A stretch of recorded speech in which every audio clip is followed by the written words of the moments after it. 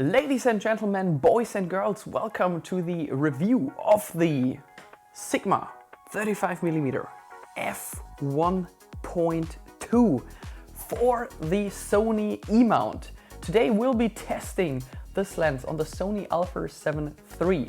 Thanks a lot to objektivvermietung.de. That's a German shop, so if you live in Germany, please make sure to check out this shop if you don't want to earn your own lens, and if you just want to rent something for your vacation maybe, just press on that website and you have tons of lenses that you can use, also pretty new ones, so as cameras and drones. So as you can see, this lens is pretty huge for 35mm. However, it does have an aperture of f1.2, which makes it pretty heavy. The lens will cost you around about 1,500 bucks. So thanks for watching. And if you have any further questions, please make sure to post a comment below. Inside the video description, there's a download link where you can download tons of example images and videos which we took using this lens. So enjoy now the upcoming review. If you ever wanted to visit Germany and you forgot your lens at home, make sure to visit the website listed in the description below. $1,500 are a lot which you need to spend before you can earn your money using this big and heavy lens. The biggest disadvantages of this lens are its weight of 1100 grams and its size. Think about the Canon EF 50mm f1.2. I mean, it fits twice into this lens. Here's a comparison between my Canon EF 24mm f1.4. Filming was great using the Sigma lens because it gives you a good balance while filming with a lightweight Sony camera body. That's my personal opinion while filming using this lens for almost a week now. Have you ever tested this lens yourself? Make sure to leave a comment below so you can share your personal thoughts with the others. An extra lock switch prevents the lens hood from being accidentally detached from the lens.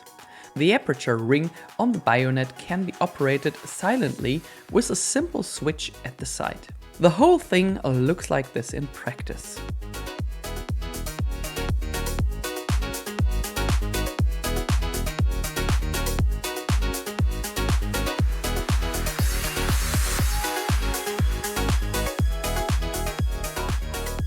If you want to switch from a manual focus to autofocus, nothing easier than that with a switch at the side.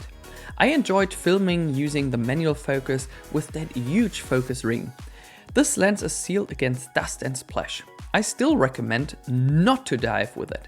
If you want to protect your front element from any kind of scratches, make sure to use an 82mm filter.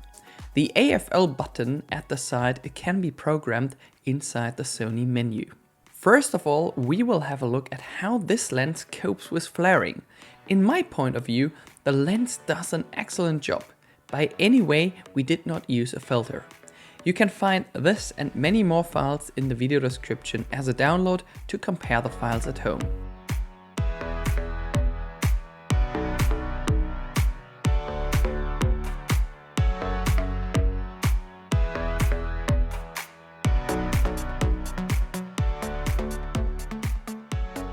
Let's continue with the dark edges, also known as vignetting.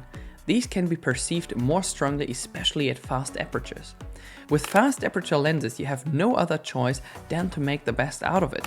Either you use it like an eye catcher for portrait photos, or to play with Adobe Lightroom to solve this issue. The further you stop down, the better the performance is. I would say from f2.8 to f4 are good values to start with. These and many more photos can be found as a download in the video description below. What Sigma has not yet mastered as well as Zeiss or Sony are color fringes.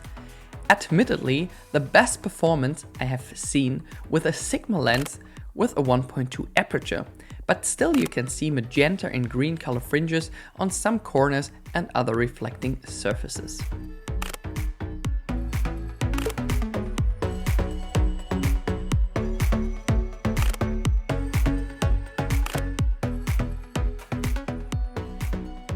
The minimum focusing distance is just 30 centimeters or almost 1 feet, so it's not a macro lens.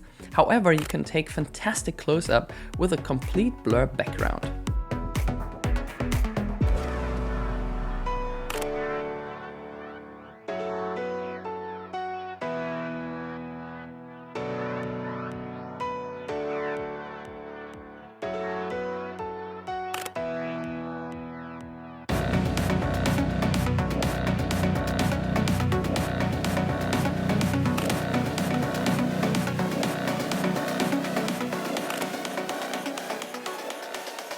As I mentioned earlier in this video, all files are available for download. The link is listed in the video description below.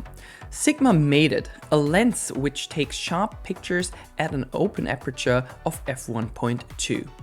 Don't expect too much in the corners while taking pictures wide open. However, your model will be happy to see crisp portraits.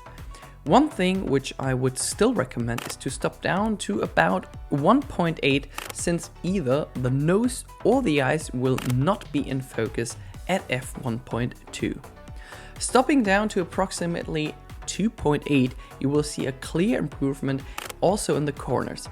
Make sure to satisfy yourself with the example photos from the video description below.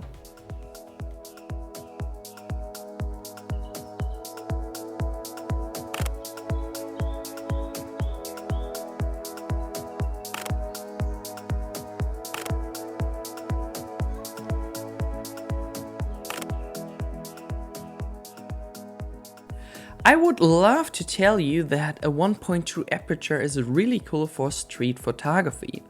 With the Canon EF 50mm 1.2L lens, I was in New York a few years ago and this lens could score at any day and night time. Now let's speak about the Sigma 35mm. I mean, it is big and heavy, which is a clear downside of this lens.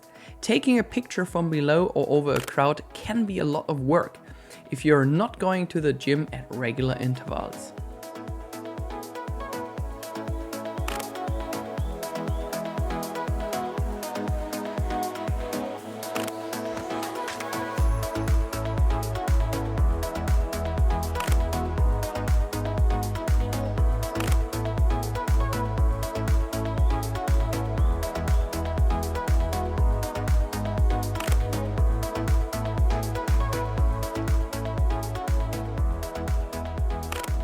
Most people will probably use this lens for filming, which we will speak about in a few seconds, or for taking portraits.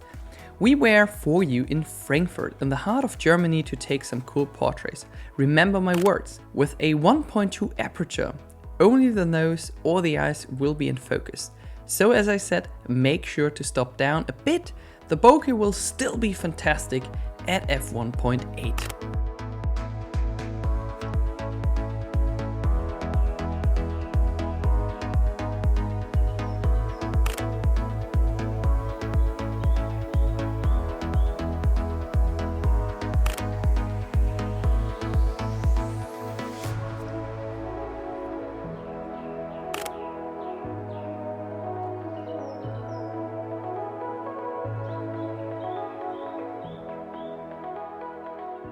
By the way, I wouldn't have expected that the focus in combination with the Sony A7 III could run so fast and reliable. But the eye tracking as well as the face tracking run along very fast. The whole thing also worked fantastic in video mode. Not quite as reliable in the dark, but that could also be due to the old firmware of my Sony, since I had the same problem with the Zeiss Batis 85mm f1.8.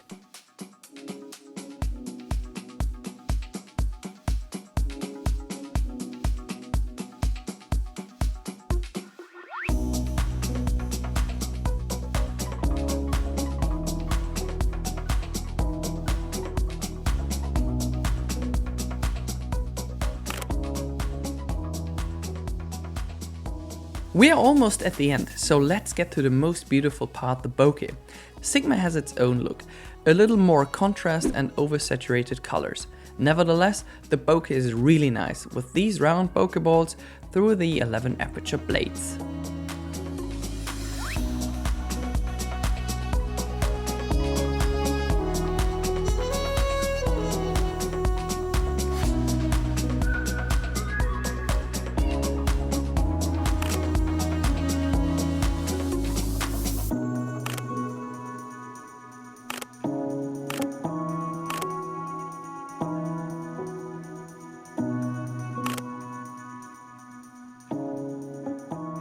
I really enjoyed using this lens for taking videos. For most of these scenes I was using the autofocus. During the daytime I did not have any problems. At night it sometimes pumped until it refocused. As mentioned earlier, feel free to download some scenes to check them out at home.